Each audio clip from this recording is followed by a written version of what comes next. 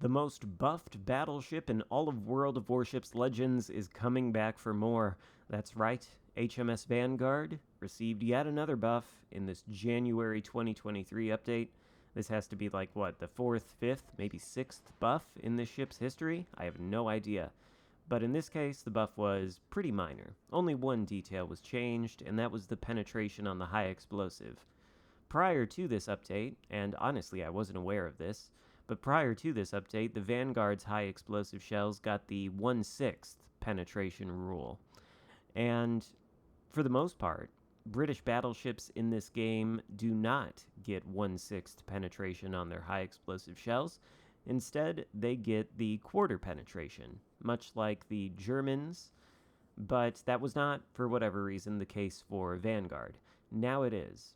What does that mean? It really doesn't mean all that much for the ship. I think the ship was pretty solid before this buff, and now it's slightly more solid in the HE department. Even prior to this buff, the HE was pretty effective. It had a fire chance over 40%. It still maintains that fire chance, and it's very good at lighting fires. And the AP, while it is short-fused, meaning you can't get a lot of citadels on battleships, for example, it is pretty potent, and with Big 7, the skill on the Azerlane Nelson commander, you get plus 16% maximum damage to your AP shells and plus 16% maximum damage to your HE shells at the expense of penetration, which ultimately I don't think hurts the Vanguard too much. But what it does mean is that the Vanguard's AP shells do nearly as much damage as the Iowas when they hit a citadel, and these are only 15-inch guns compared to the Iowa's 16-inch guns. They're quite potent. If you can't get the AP to work, though, you do have the excellent HE. And the Vanguard's armor. I suppose that is where some people would say that this ship doesn't quite stack up to the rest of the competition, but there's nothing inherently wrong with the armor. It's about as well armored as, for example, the Iowa is. The difference, of course, is that the firing angles on the Vanguard's main battery turrets are absolutely abominable. You have to show a lot of broadside to get all of the turrets on target, and, well, you can see there that, the angle is very not steep where you can get all the guns on target, so you do have to sort of wiggle the ship back and forth in order to angle your armor against the enemies, and if you do that, you'll find that they really don't do a lot of damage with their armor piercing. I think we just took a shot there from the Iowa on our angled broadside, and he got like 2 over-penetrations in our superstructure, the rest bounced. So the Vanguard's armor is fine, perfectly serviceable, especially in these Tier 7 battles. The thing that's not fine is the firing angles, but you mitigate that by angling. It really is that simple. In any case, in the beginning of this battle, we did push in a little bit too aggressively into the center, and we felt the need to retreat, which we're doing now. In retrospect, I wish we had been paying more attention to this Iowa and Marlborough, because both of them were giving us broadside, and the Iowa has now entered the Charlie Cap. Things are looking okay, though. The enemy team has lost 2 ships, one of them being the destroyer. We still have our destroyer, so that gives us a huge advantage. And we've lost 2 ships too. Points are fairly even, enemies entering Charlie. Our destroyer, or rather enemies entering Bravo and Charlie. Our destroyer looks like he's hanging around the Charlie Cap. Maybe he's going to go back in there, but he doesn't have a lot of support. So when we notice that, we decide what we're probably going to do is we're going to turn toward that Bravo Cap. We're looking at it right now, and we're thinking, okay, we're going to need to go help out our destroyer. Marlborough, in the meantime, is turning away from the Charlie Cap. We've got the high explosive chambered, so we're going to send it his way. And I think here, well, never mind. On one of these high explosive shells from just 2 of the guns, it lights a double fire, which should give you a sense of just how good the HE is. We haven't done a huge amount of damage, by the way. We're about 1/3 of the way through this game, but by the end of things, we are going to have nearly 200,000 damage done. We don't want to run into the island, of course. There, by the way, is the double fire. I guess that was with all 8 guns, but whatever. The Marlborough is forced to DCP, and that's going to leave him vulnerable to burning to a crisp. trying to avoid this island. Of course, we don't want to run into it and get stuck right in front of the Marbra, who isn't ultimately paying attention to us anyway. Rear turrets of justice, light 1 fire, 4 penetrations, by the way, for 7,000 damage. The HE is spicy indeed. We're crawling up ever closer to 100,000 damage, and we would like to turn and start heading more toward the Bravo cap, but we don't want to give flat broadside to the Marbra. And we do have a Kronstadt out there, which is shooting at us. I'm not necessarily convinced the Kronstadt's AP is going to do spectacular things to us if we're broadside 16, 17 kilometers away from it. I'm skeptical that the penetration is quite that good at range, but you never know. I've seen the Kronstadt do absolutely nutty things to battleship broadsides, so... At this point, though, we feel it's safe to execute our full gamer turn and start heading back in. The results of the AP against the Marlborough's broadside are incredibly disappointing. Sometimes, well, a lot of the time, the Vanguard's AP is going to look a lot more effective than this. I think this might have just been me getting unlucky in the game. Although, to be fair, it might be the downside of Azurlane Nelson's Big 7 skill. It does increase the AP and HE maximum shell damage by 16%, but it decreases the penetration by an equal percentage, and I think that means you get fewer penetrations than you otherwise might with the AP, even on broadsides. Still, it's not that big of a downside, I don't think. I kind of think Big 7 is worth it, so that's why I'm continuing to use it.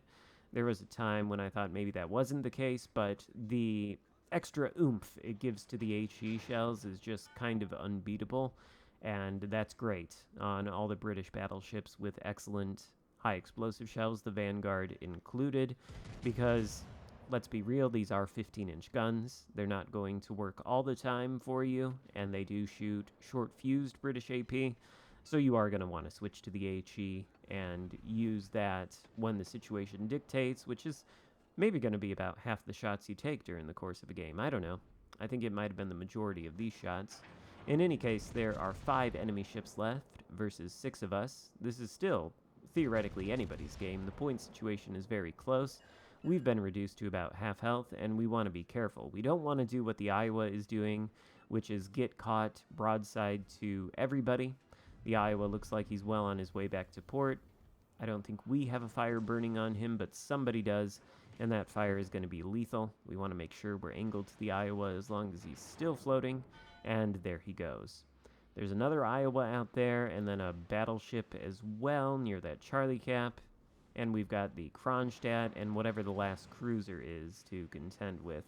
We decide that we don't really have a lot of HP at this point, so it might not be the best idea to go up against the battleships, and besides, our destroyer is kiting away from them right now, potentially quite unsuccessfully. He does appear to be very, very close indeed to that Iowa, or whatever that is, emerging from the Charlie cap right now. It's practically right on his stern, so I suspect he might not be floating for too much longer, and I suppose the same could be said about the Kronstadt, who is quickly losing health. Of course, the Kronstadt is not the biggest problem here. The biggest problem is whatever is lobbing HE at me from the other side of that island over there. He's already lit 1 fire. We're below 20,000 hit points right now, and we've got a double fire while our DCP is on cooldown for 45 seconds. Luckily, we take out the Kronstadt, which breaks the enemy line of sight, and whatever this HE spamming menace is lurking behind the island, it can no longer see us, so we should be able to survive this. We do have 1 heal left, and that's going to come in handy. Another good thing about the Vanguard, by the way, is that it gets an improved repair party. It's not the super repair party of the other British battleships, like, for example, the Conqueror.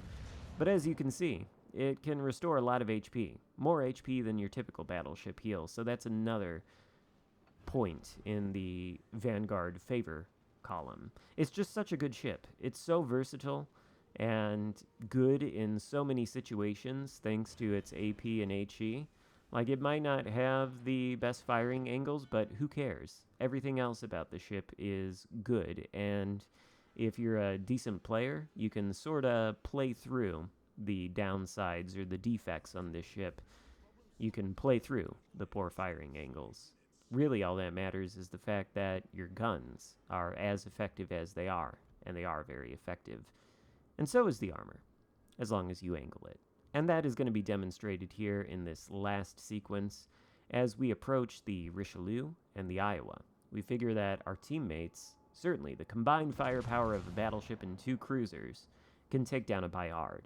And of course they do. The Richelieu and Iowa are both pushing in. I think this island is blocking their line of sight from me as I get closer, and I decide that I am not going to push straight into them. Oftentimes, that is a recipe for disaster, especially in the Vanguard, thanks in part due to its poor firing angles. If we push straight in at the Iowa and the Richelieu, then I feel like it's a lot harder to protect our citadel than if we're kiting away. Much easier to maintain a defensive angle while kiting away and then swing around to get the front guns on target on reload whenever the situation calls for it. But both the Iowa and the Richelieu are not paying attention to us. I suppose the Richelieu took a shot at us, but they're aiming their guns on the other side of the map where my teammates are. You can see they're in the Bravo cap and they're 2 cruisers, which are probably much more attractive targets for the final 2 remaining battleships than a kiting Vanguard a couple kilometers away from them. But that's fine with me. Since they're bow on to us, we know our AP isn't going to be super effective, but our HE is, particularly against the Richelieu, which is coated in 32 millimeters of armor, so will be penetrated basically everywhere except the turrets and the Citadel belt armor by the high explosive. We get the high caliber there and another 2 fires with our shot against the Iowa. I think that was only from the back 2 guns, so that was the salvo I was mentioning a little bit earlier. But yeah, Richelieu turning broadside in front of us, good opportunity for the AP. We're not going to take it, doesn't appear to be necessary. He's continually getting farmed down by our cruiser friends, and the Iowa has all his attention on us right now, so why not give our attention to him? Turning away a little bit as the Iowa shells come in. Turns out the Iowa is now launching high explosive at us. Maybe he's figured out that his AP does in fact bounce off our angled broadside armor. He lights a fire, but in a contest of HE, Iowa versus Vanguard, well, there's going to be one clear winner there. We've ticked up past 180,000 damage, by the way. The Richelieu goes down. Only the Iowa is left. He does get a fairly decent chunk on us there, so we use the damage control party to maintain the rest of our HP as the Iowa continues to push into us and continues to burn. So I think while this might not be the most spectacular game you've ever seen in the Vanguard, I think it does demonstrate that this ship is quite solid. Honestly, if you haven't grinded the British battleship line, I'd say it's one of the more difficult battleship lines to play well, perhaps, but it's also one of the strongest. And the Vanguard is probably, at this point, one of the strongest Tier 7 battleships. I really don't think there's any debate to be had about that. It is very good now. Hope you enjoyed this video. If so, give it a thumbs up. Consider subscribing if you haven't already, and I'll see you next time. Goodbye.